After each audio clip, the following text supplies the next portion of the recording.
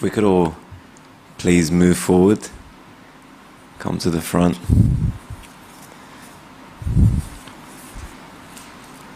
Thanks, Tilly, that means you too, since you jacked me into this. Thanks, guys.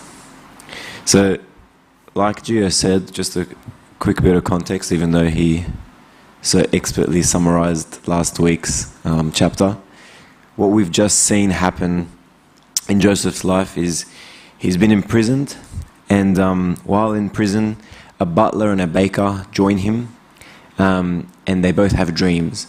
And so Joseph is given the opportunity to interpret these dreams, and with the butler, who he tells will be restored, he asks one thing, and that's that he remembers him. When you come out, just don't forget me.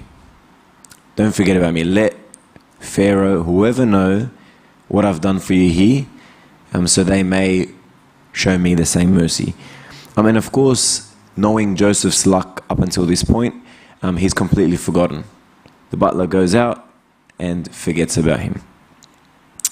And up until now, really, like I just said, Joseph hasn't had a lot of wins.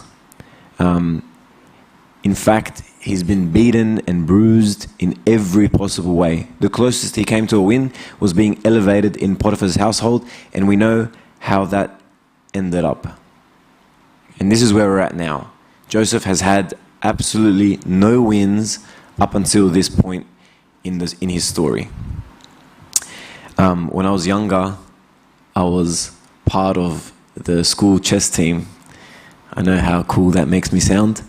But the reason I initially joined the team was because I found out that after the matches, which they would play on Friday afternoons, they would get free gourmet food.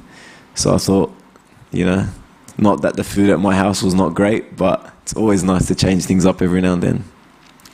Anyway, I joined the team, and funnily enough, and humbly speaking, I became very good. And our team was very good, very competitive. We used to go to one-day tournaments and win. We used to compete in state championships. We won the regional tournament almost every single year. We were treated like heroes in the school. At least we thought we were heroes. I'm sure a lot of people thought we were losers. But we were very good. I'm trash now, so it's okay for me to say that. But the key that we discovered to being a good chess player comes down to two things. The first is patience.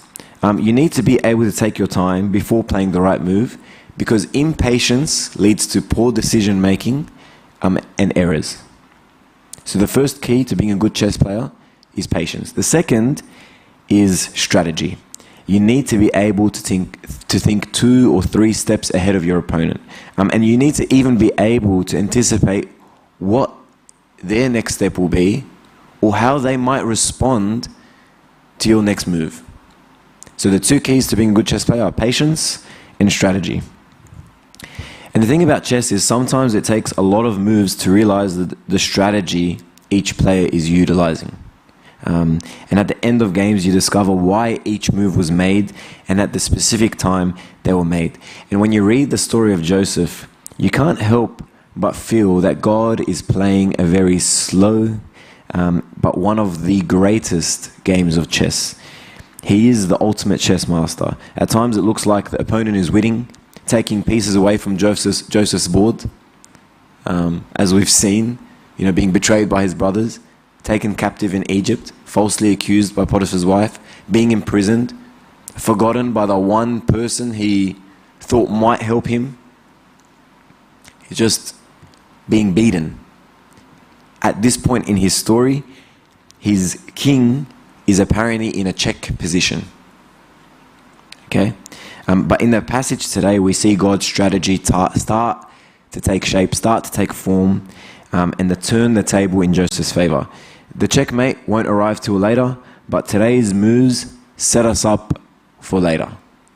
And so we realize in the passage today that God is truly the chess master in each of our lives. And we'll start by reading chapter 41. Do you have a microphone that goes around? So it is a long chapter, but hopefully not a long talk. The first half will take it a little bit slower, and then we'll fly through the second half of the passage. So if someone can just read the first 8 verses. Gio, please. Thanks. In the name of the Father, the Son, and the Holy Spirit, one God, Amen. Then it came to pass at the end of 2 full years that Pharaoh had a dream, and behold, he stood by the river. Suddenly there came up out of the river 7 cows, fine looking and fat, and they fed in the meadow. Then behold, 7 other cows came up after them out of the river, ugly and gaunt, and stood by the other cows on the bank of the river. And the ugly and gaunt cows ate up the 7 fine looking and fat cows. So Pharaoh awoke. He slept and dreamed a second time, and suddenly 7 heads of grain came up on one stalk, plump and good. Then behold, 7 thin heads, blighted by the east wind, sprang up after them. And the 7 thin heads devoured the 7 plump and full heads.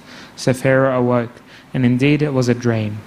Now it came to pass in the morning that his spirit was troubled, and he sent and called for all the magicians of Egypt and all its wise men.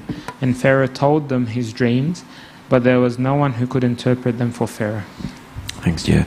So the key verse that I wanted to focus on was verse 8. Now it came to pass in the morning that his spirit was troubled. The opening move in a game of chess is usually the most straightforward one. Usually each player will just place their pawn into a defensive position, usually in front of the king or the queen. What's it called when you put the pawn in front of the queen? This one is... There's a show named after that move. Very good. The Queen's Gambit. That's usually, typically, what each player will do, just to start their game off. But every now and then, a player might start with something called the English opening. The English opening is when the player moves their pawn that is in front of their bishop. Okay? And it's an unusual move because it's not common. It's not common. And the player makes that move typically to unsettle their opponent because it's unexpected. And because it is unexpected, if the opponent is untrained or unskilled, then it causes a disturbance. It causes a disturbance. It's a move that causes the opponent to think, why has this disturbance occurred? How am I supposed to react now? And in the Bible, you see that that's often God's first move when he's about to effect a change. That he creates a disturbance. He does something unexpected. He unsettles someone that has the power or the influence to make a change. In the book of Esther, the turning point comes when the king wakes up, and what does it say? He wakes up and he is disturbed. He was in a sweat. He was in a fluster. And while he's disturbed, he asks the record keepers to bring the Chronicles of the Kings. And during his reading of the Chronicles of the King, he asks, what happened to the man, Mordecai, who defended the king? And they tell him, nothing. We didn't do anything for him. So he says, tomorrow I want you to honor him. And that is when the turning point of the book comes. Because if that never happened, then when he found out that his advisor was trying to kill this man that he just honored, if that never happened, he wouldn't have cared. So what? Who is he? He's no one to me. But because that happened, it changed the whole story. The whole story flipped on its head. In the New Testament, we see it as well. Joseph is disturbed by dreams. Every time he has a dream, not this Joseph in the New Testament. Every time he has a dream, he makes a move to defend the Holy Family. God's first move is often a disturbance. And it happens today as well. These same stories happen today. A few years ago, I remember I was in an airport and I got a call from an old Sunday school servant. And he asked me, are you free tonight? And I said, I'm actually about to take a flight, so I'm not free, I'm sorry.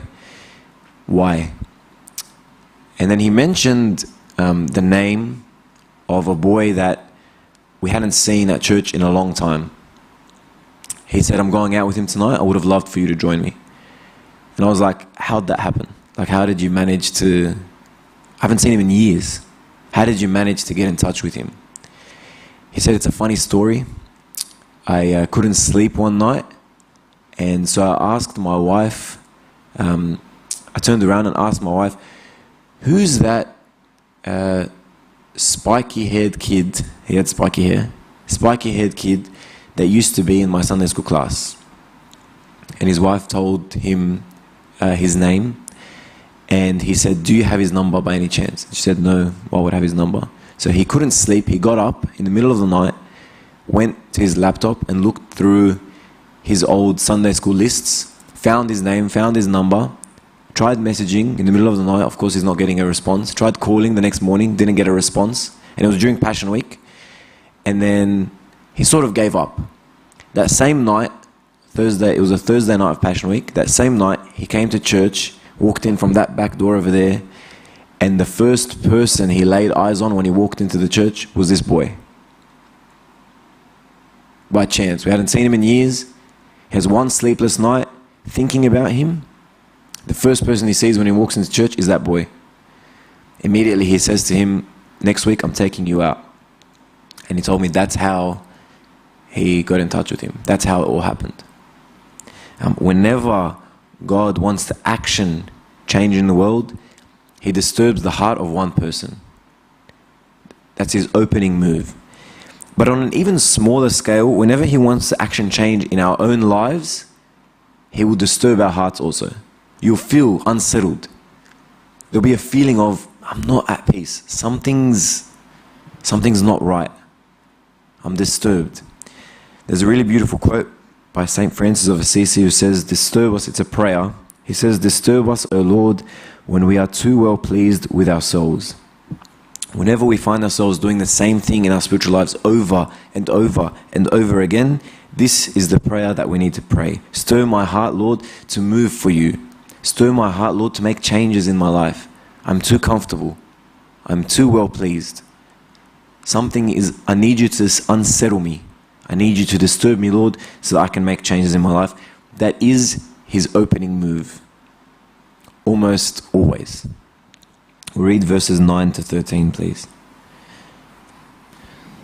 Then the chief butler spoke to Pharaoh, saying, I remember my faults this day, when Pharaoh was angry with his servants, and put me in custody in the house of the captain of the guard, both me and the chief baker. We each had a dream in one night, he and I. Each of us dreamed according to the interpretation of his own dream. Now there was a young Hebrew man with us there, a servant of the captain of the guard, and we told him, and he interpreted our dreams for us. To each man he interpreted according to his own dream.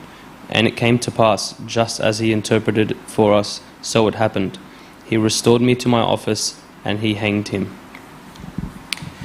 The butler in the story of Joseph always frustrates me. But it frustrated me even more when I found out how much time had passed from when he was restored to his position to this current situation. Does anyone know how much time? It was mentioned in last week's Bible study. 2 years. 2 whole years. So much time had passed that not only had he forgotten to mention, just in passing, some miraculous thing that happened to him, but he also forgot Joseph's name. Verse 12 says, there was a young Hebrew man with us there, a servant of the captain of the... He forgot his name. He'd completely forgotten him. But we see how God's opening move leads to this current situation, leads to this reminder. In chess, a fork is a tactic where one piece will attack multiple pieces on the board at the same time. So you often see it with, the horse might be attacking the king and the castle at the same time. When the king is involved, it's called a forced move. Okay, because you're forcing the other player to move their king because you have to protect the king, right?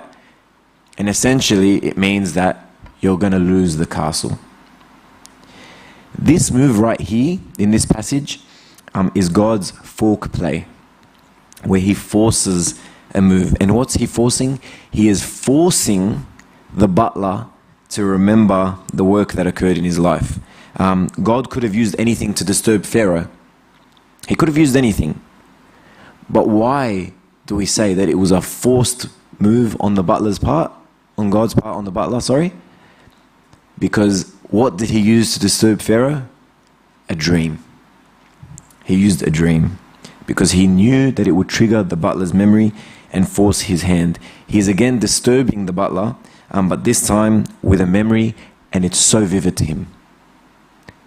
This is how you escaped. This is how you escaped prison, and now I am disturbing your king. St. John Chrysostom says, see God's wonderful design.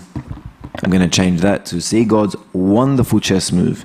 First, he lets him have his recourse to all those considered wise in those parts, so that when their ignorance was demonstrated, then this prisoner, this captive, this slave, this Hebrew might be brought forward and unravel what was a mystery to so many, and thus Joseph might make clear to everyone the grace that had descended on him from above. So when all the wise men arrived and were unable to say anything or even open their mouths, then the chief cupbearer's memory returned, and he informed Pharaoh of what had happened to him, saying, today I'm going to bring light to my fault. God orchestrated this entire redemption story around a dream. Around a dream. To remind this butler or this cupbearer of his faults and wake him up. And sometimes God's the same with us. Sometimes he gives us just a gentle tap on the shoulder, corners us into a position and just says, remember what I've done for you in your life. He does this because I think God actually gets frustrated when we forget. He does. We've seen it. Like, we've seen evidence that God gets frustrated when we forget His working in our life. There's a really funny passage. It's not one particular passage, but chronological passages in the book of Matthew and also in the book of John. I think it's either between Matthew 12 and 14 or Matthew 14 and 16. But Matthew, the first passage, talks about Christ feeding the 5,000 with 5 loaves and 2 fish. What happens in the next passage?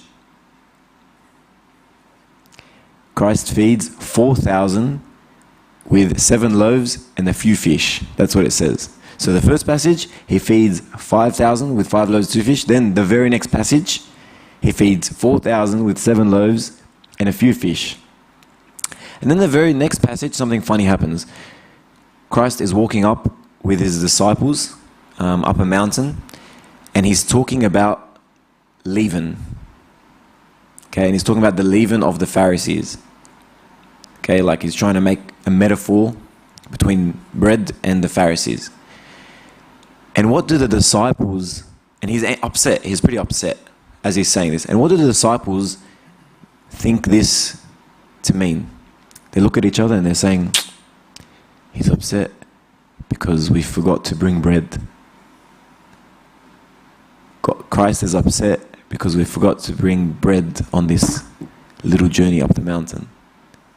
The same Christ who made enough bread to feed 5,000 and then the very next day 4,000. He's upset. I always say, like, I feel like Christ sometimes I feel like Christ went out of his way to find the most uneducated, most infuriating people to be his followers. The most frustrating people he could think of. But he responded to them with frustration. Weren't you there when I fed the 5,000? Weren't you there when I fed the 4,000? He gets frustrated when we don't remember. He said, I even left you a reminder. I let you go home with some of the baskets. Everyone took a basket home. What, you forgot it? You think I care about the bread? And we frustrate him the same way when we forget his work in our lives. You know, we think we're about to fail an exam. This is me. We think we're about to fail an exam, and then, you know, lo and behold, God supports me and his grace allows me to pass. I study again for the next exam. I think I'm about to fail again. God, this time I definitely failed. Lo and behold, I pass. There's been a few failures in between, definitely. But I forget what God has done for me in the past. I forget his mercy and his grace in the past. Every now and then, God gives us a gentle tap. He forces us to remember. He puts us in a corner, a forked move. He forces us to remember because he wants to encourage us. He wants to motivate a change in our lives. And just so one quick practical point that was taught to me a long time ago. Whenever God does anything in your life, write it down immediately and revisit that memory often. Whenever you feel low, whenever you feel down, whenever you're struggling with anything, revisit that journal often and remember how God has been working in your life. Can we read verses 14 to 16, please?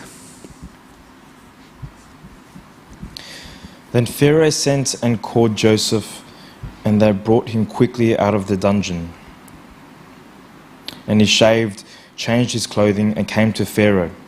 And Pharaoh said to Joseph, I have had a dream, and there is no one who can interpret it. But I have heard it said of you that you can understand a dream to interpret it. So Joseph answered Pharaoh, saying, It is not in me. God will give Pharaoh an answer of peace. Then Pharaoh said to Joseph, Behold, in my dream I stood on the bank of the river. We'll just stop there. The thing I love most about Joseph's response here is that it's the same thing. So this verse where he says, it is not in me, God will give Pharaoh an answer of peace. It is the same thing that essentially he said to the butler 2 years earlier. In chapter 40, he says, the butler and the baker say, we have each had a dream and there is no interpreter of it. So Joseph said to them, do not interpretations belong to God? Do not interpretations belong to God? The reason I love that he repeats this is because Joseph has every right to feel like he's been short-handed. Can you imagine how resentful or bitter you'd be in those 2 years after the butler was restored? You'd feel resentful. I'm never interpreting a dream again. I'm never offering my services to anyone again. He might have even felt in this moment that, you know what, I'm going to get my own this time. This is a good opportunity in front of Pharaoh to take a little bit of credit so that maybe he would let me go. To take a little bit of glory for myself. Yes, I interpreted the butler's dream. I can probably do the same for you. Or he could have used it as an opportunity to elevate himself, to talk about how he was falsely imprisoned and then he interpreted the dreams. But he doesn't. He doesn't do any of that. He never changes his original behavior. He elevates God in this moment just as he's always done before. I was just sitting with Abuni Aoub and he mentioned something really nice about Joseph. When I told him the Bible study was on Joseph, he said, I love Joseph because aside from his naivety when he was younger, he never makes any mistakes. You don't read about any mistakes that he makes. He remains unchanged always because he lives his life seeking to please God and not anyone else. It doesn't matter. As long as my life is for God, nothing that the people around me do or say changes how I act. Nothing changes how he acted. When the whole world is changing around you, and it is changing around us, every day we see it changing, the important thing is that we stay faithful to what is right. We stay faithful to what we know is true and trust that God will eventually reward that faithfulness, even if it takes a long time, even if it's an agonizing wait. There's a phrase in chess, it is known as control. It's a phrase that's usually assigned to either a piece or a square on the board that is dominated by one player. But it can also be used to describe the player that has the momentum of the game on their side. Joseph here right now is given an opportunity to take full control and elevate himself in front of Pharaoh, who he knows has the power to release him. He could very easily have used it as an opportunity to negotiate. Listen, Pharaoh, I'm happy to interpret your dreams. No problem. That's easy for me. I just need you to get me out of prison. Maybe he could have asked for more. Why stop at prison? You know? Pharaoh, I'm going to need a house. I'm going to need somewhere to stay, somewhere to live. He could have used it as an opportunity to negotiate. But he didn't. He left the control of this entire chess match to the chess master, just as he's always done. St. John Chrysostom says, "Don't suspect that I utter," this is him quoting Joseph, "Don't suspect that I utter anything of myself or interpret them by human wisdom. There is in fact no way of coming to knowledge of them without revelation from on high, so be aware that without God it is not possible for me to give you a reply. Without God," the text says, "Pharaoh will not be given the right solution. So now that you know that the Lord of all is the one who gives this revelation, don't look for something from human beings, that God alone has it in his power to bring to light." Even though Joseph has up until now been punished every single time he was faithful to God, he continues to be faithful to God. And I've been thinking a lot about this point today, that it is hard to be faithful, and it is hard to be a Christian in the world today. It's difficult. It's hard to remain pure when all we are being fed is impure thoughts and impure material on the internet. It is hard to be honest when people so easily and so frequently lie to get ahead. It is hard to deny yourself in a world that tells you you need to get your own. It's hard to do that. It's hard to forgive others when they've hurt you. It's hard to do that. It's hard to be a Christian in the world today. But what we see in the life of Joseph is that by remaining faithful, even when it's hard, we allow God full control of our lives, and we see the plan that he has in store for each of us. And only now will we begin to see what God has in store for Joseph. So read now verses 17 to 36, please. Then Pharaoh said to Joseph, "Behold, in my dream I stood on the bank of the river. Suddenly 7 cows came out of the river, fine looking and fat, and they fed in the meadow. Then behold, 7 other cows came up after them, poor and very ugly and gaunt, such ugliness as I've never seen in all the land of Egypt. And the gaunt and ugly cows ate up the first 7, the fat cows. When they had eaten them up, no one would have known that they had eaten them, for they were just as ugly as at the beginning. So I awoke. Also I saw in my dream, and suddenly 7 heads came up on one stalk, full and good. Then behold, 7 heads, withered, thin, and blighted by the east wind, sprang up after them. And the thin heads devoured the 7 good heads. So I told this to the magicians, but there was no one who could explain it to me." Keep reading. Keep reading. Then Joseph said to Pharaoh, "The dreams of Pharaoh are one. God has shown Pharaoh what he is about to do. The 7 good cows are 7 years, and the 7 good heads are 7 years. The dreams are one. And the 7 thin and ugly cows which came up after them are 7 years. And the 7 empty heads, blighted by the east wind, are 7 years of famine. This is the thing which I have spoken to Pharaoh. God has shown Pharaoh what he is about to do. Indeed, 7 years of great plenty will come throughout all the land of Egypt.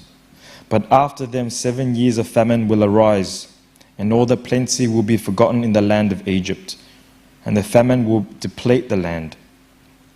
So the plenty will not be known in the land because of the famine following, for it will be very severe."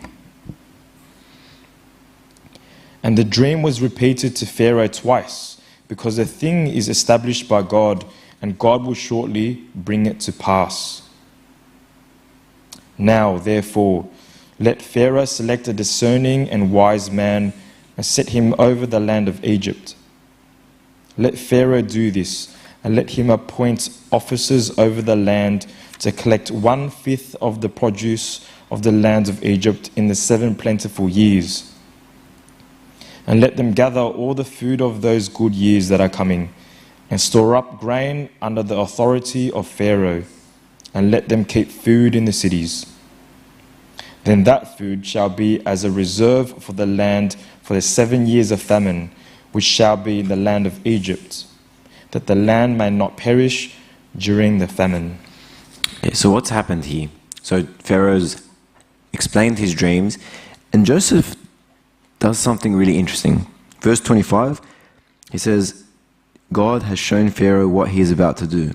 Verse 28, God has shown Pharaoh what he is about to do.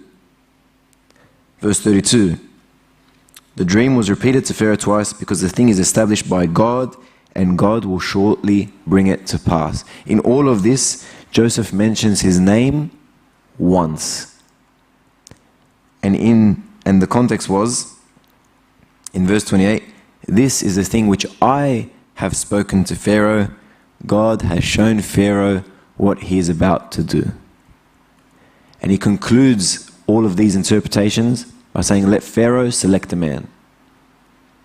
Let Pharaoh select a man. And then he proceeds to not only not mention his own name, not put himself in the running, but to give the entire plan for the next 7 years. Why is this important? This constant mention of God and this no mention of himself. He is leaving it up to Pharaoh to choose the man, and by leaving it up to Pharaoh to make that decision, he's effectively giving him the choice to choose God or to reject him. You can choose me, but just know that I serve God before anyone else. He made that very clear to him. You choose me, who's interpreted your dreams, who's given you the blueprint for the next 7 years, but just know that I serve God. It's a sacrificial play, one that you would make in a chess game, because he's taking a risk on Pharaoh.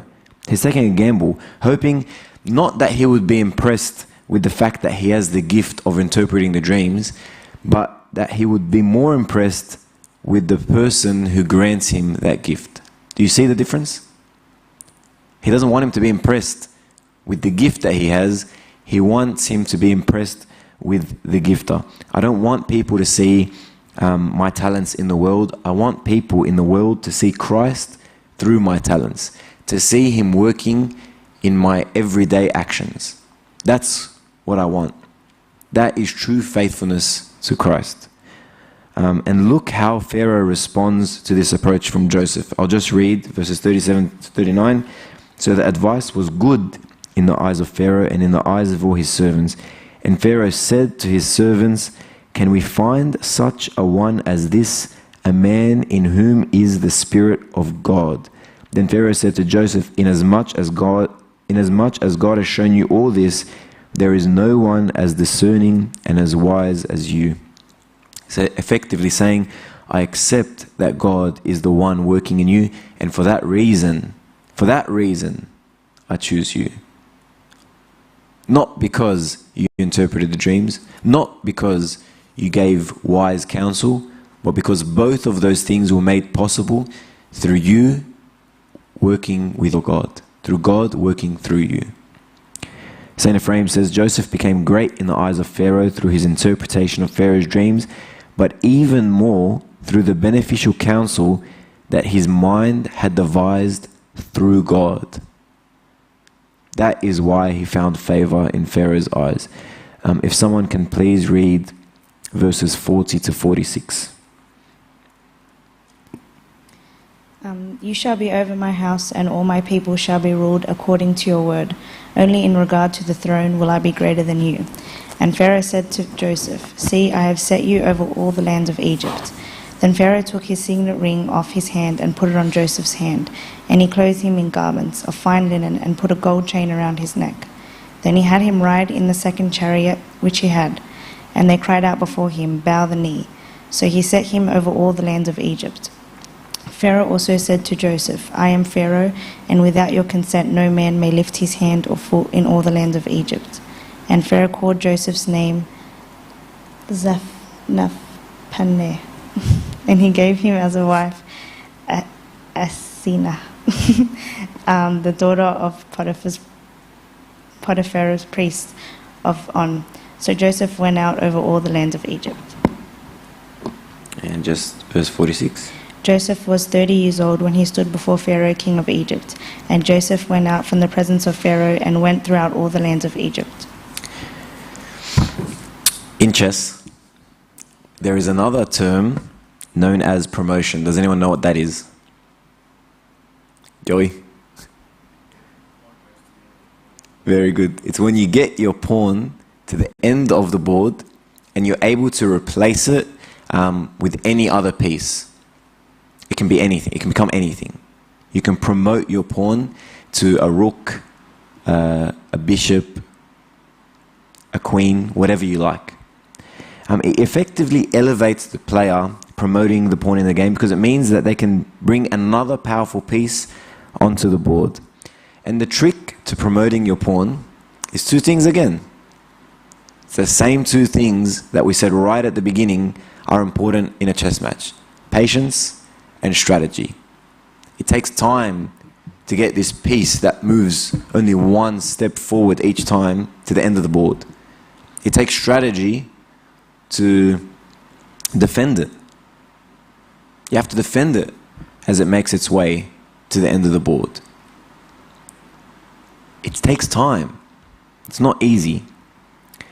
Keep that in mind. Now, let's pretend that the butler never forgot Joseph. Let's pretend that the butler came out of prison, went straight to Pharaoh and told him, Joseph, because I remember his name because I was just with him yesterday. Joseph is in prison, you got to get him out. He interpreted my dreams. How could that story potentially go? It could go one of three ways, I think, if he never forgot. One of three ways. One, the Pharaoh could look at him and be like, when? When did I ask? Like, I don't care who that guy is. He's done nothing for me. Just a Hebrew guy in my prison, I don't care. He could be merciful and say, you know, all right, whatever, tell the prison guard to let him out. Or he could be extra generous and say, okay, you want to get him out? Get him out. He's been falsely accused. Like, let's make it up to him. Let's make him a dinner. Let's have a little banquet for him. Make him feel like, you know, we made a mistake. Forgive us. Like, let's just welcome him back to the real world. Those are the three ways that story would have gone.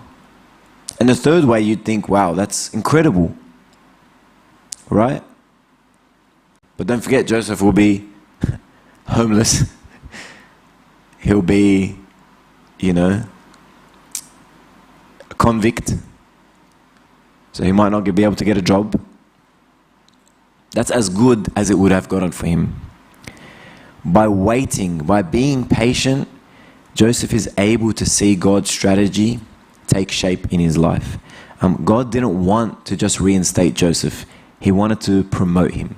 He didn't just want to restore him. He wanted to elevate him. All he required from Joseph was a little bit of patience and essentially just saying to him, leave the strategy to me. All you are required to do is to be patient, leave the strategy to me. And God may be making you wait for something too. Perhaps you're in a period of waiting. Perhaps you're waiting for some kind of breakthrough in your career. You've been waiting and you've been struggling for a long time. But God is making you wait. Perhaps you are waiting to restore a broken relationship or some kind of difficulty that you have with people around you. And perhaps God is making you wait. There may be something that you're waiting for. And the problem with waiting, the period of waiting, is that it can sometimes feel very lonely. It can sometimes feel extremely heartbreaking.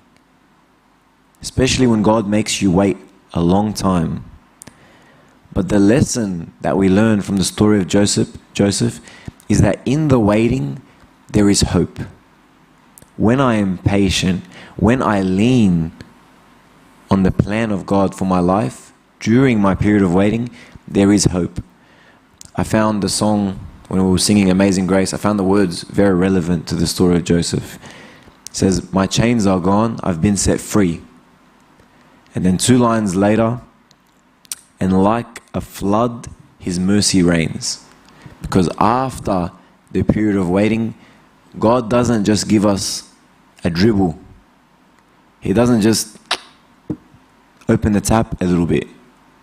He floods us with His mercy. He floods us with His great grace because we were patient, because we leaned on Him, even when it was tough, even when it was really difficult, even when it was hard to hold on to hope.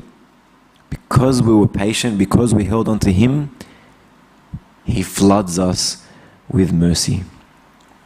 And I found this quote by John Chrysostom after I decided to use the word promotion in tonight's talk. It says, see how all of a sudden the prisoner is made king of the whole of Egypt. The one sent to prison by the chief steward was raised by the king to the highest rank.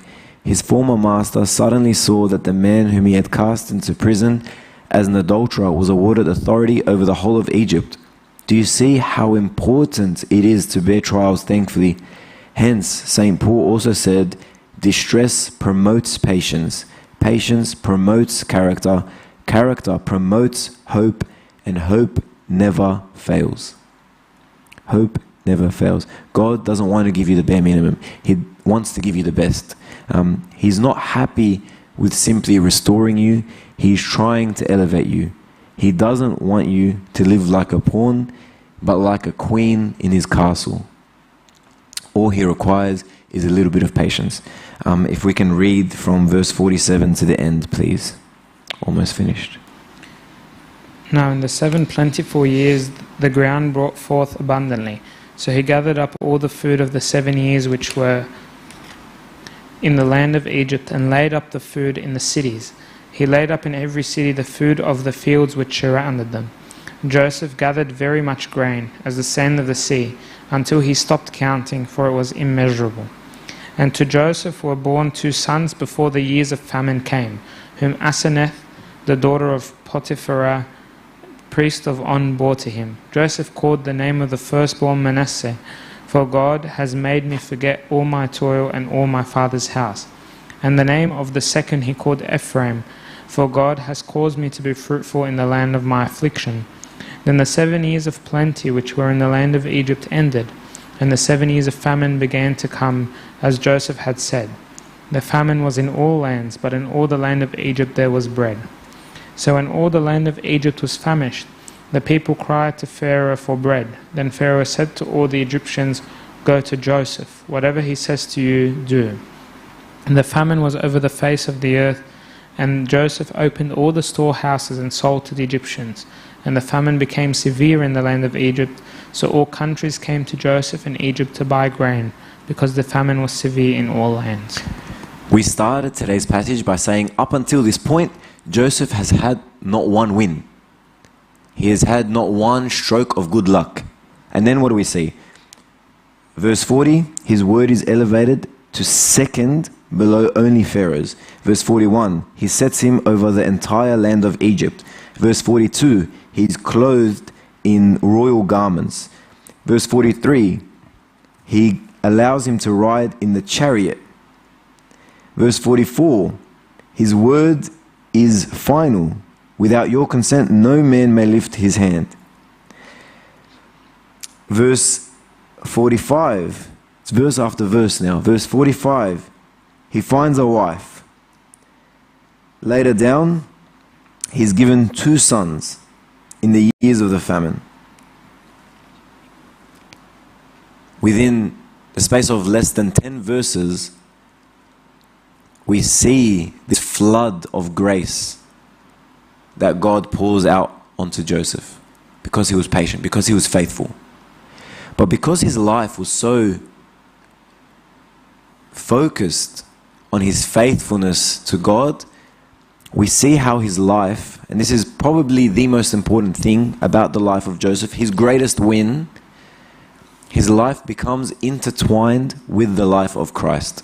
St. Ambrose says, "Therefore Joseph, just as the Lord Jesus, taking pity on the hungers of the world, opened his granaries and disclosed the hidden treasures of the heavenly mysteries, of wisdom and of knowledge, so that none would lack nourishment. For wisdom says, 'Come, eat my bread,' and only the one who is filled with Christ can say, 'The Lord feeds me, and I shall want nothing.' Therefore Christ opened his granaries and sold, while asking not monetary payments, but the price of faith and the recompense of devotion. He sold, moreover, not to a few people in Judea, but to all, so that he might be believed by all peoples." Mandy spoke last week about how Joseph was a type of Christ. And she mentioned a few things. The fact that he was betrayed by his brothers. He was sold for a few pieces of silver. He was a slave. He was falsely accused. And today we see that more abundantly than ever. He's promoted as a leader, and it specifies that he was 30 years old, the same age that Christ was when he began his ministry. He not only served those in his country, but those beyond, just as Christ served the Gentiles and not the Jews alone. And his purpose, his entire purpose in his story is to do what? It is to provide bread. To provide bread to the hungry, just as Christ came to provide the bread of his life to the souls of all the world, which was starving for salvation. None of this is possible if Joseph wasn't imprisoned. None of this happens if he hadn't been given the gift of interpreting dreams. None of this power is given to him if the butler hadn't forgotten him. None of this occurs if Pharaoh wasn't disturbed, and nothing would have elevated Joseph if he hadn't remained faithful and patient throughout it all. He trusted in God's strategy, because God, like we said right at the beginning, is the ultimate chess master. And we haven't even seen his final play. We haven't even seen his checkmate in Joseph's life. But we learn that by being patient in his presence and trusting in his strategy, not only will we be filled with hope, but we see his strategy, his plan for our lives take shape, just as we see in the life of Joseph. Glory be to God forevermore. Amen. Does anyone have any questions? We'll just stand up for prayer.